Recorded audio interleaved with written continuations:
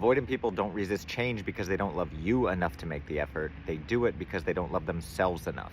And if you've ever dated an avoidant person and you want some more insights on what goes on in their minds, go ahead and give me a follow and let's talk about how this lack of self-love tends to play out for you and why it feels so yucky and painful. Number one is that they refuse to admit they even have a problem at all, because if they admit that to you, that makes it true. And now you might have a reason to decide that their flaws make them as unlovable as they actually feel. So you guys get banished to the land of a lack of accountability.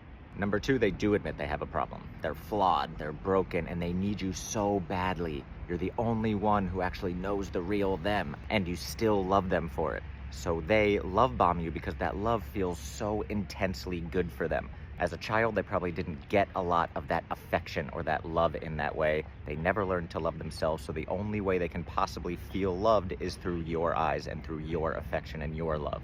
But eventually, all of that love leads to things getting more serious. And once things get more serious, you start to have needs. You start to expect things from them, and that feels too overwhelming, so they have to back away. Number three is they accept they have a problem. They actually do make a God's honest effort to change, but the first time they make a misstep on that journey, they fuck up, they slip back into their old patterns, they get discouraged, and they want to give up, and then they immediately fall into playing the shame game.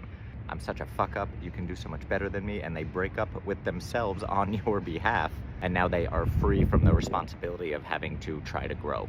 None of these explanations mean that you need to pity them so much that you stay with them if you are getting so hurt constantly that you don't want to do it anymore. Because that's what these are. They are explanations for the behaviors, but they are not excuses for the behaviors. And if you've recently been kind of destroyed by an avoidant person, I feel for you. And one of the services that I offer is coaching and context on how to work through the pain of that discard. So if you're interested in something like that, DM me the word discard for coaching.